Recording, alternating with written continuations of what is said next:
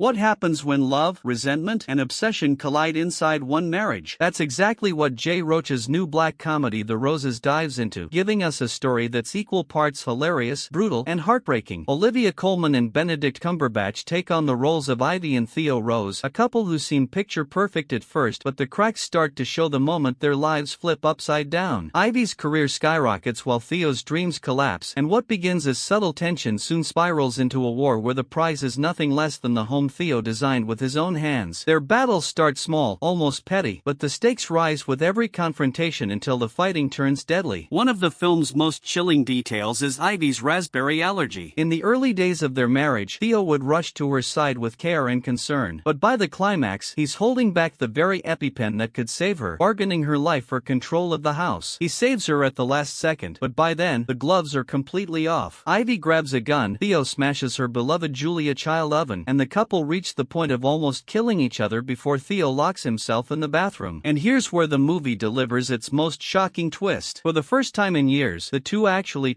really talk. All the hatred, the pettiness, the resentment melts away just long enough for them to realize something that had been buried all along. They still love each other. Theo steps out. They laugh at how close they came to destroying everything, and in those few fragile minutes, it feels like they might just make it. But the oven he destroyed has been leaking gas through the house, and when Theo lights a fire for a romantic reunion, the screen cuts to white. It's devastating and oddly poetic. Unlike the 1989 classic The War of the Roses, where Michael Douglas and Kathleen Turner's characters plunge from a sabotaged chandelier, Ivy and Theo's fate feels less like a calculated act of cruelty and more like a tragic accident. Their reconciliation makes their deaths bittersweet. Yes, they're gone, but their final moments weren't of hate, they were of rediscovered love. The ending is ambiguous in visuals but clear in intent. With the camera cutting repeatedly to the gas-filled kitchen, there's little doubt that they didn't make it out alive. Yet, compared to the darker original, this feels almost hopeful. They die not as bitter enemies, but as two people who finally found each other again. Their love wasn't gone, it was buried under resentment, silence, and pride. Throughout the film, it becomes painfully clear that their downfall wasn't a lack of love, but a lack of support. Theo felt invisible as a stay-at-home father, while Ivy carried the weight of his resentment toward her success. Neither could truly see the other's struggle, so they drifted further apart until every argument became a weapon. Therapy sessions, trips to New York, brief attempts at reconciliation all fell flat because they never stripped away their defenses long enough to be honest. By the final scene, the tragedy is undeniable. They had what so many couples crave: deep love, but they let silence and bitterness consume them. The irony is cruel. They only found their way back to each other at the very end of their lives. And that's what makes The Roses unforgettable. It's funny, it's vicious, but at its core, it's a love story about how easy it is to lose sight of what really matters, and how sometimes you only realize the truth when it's too late.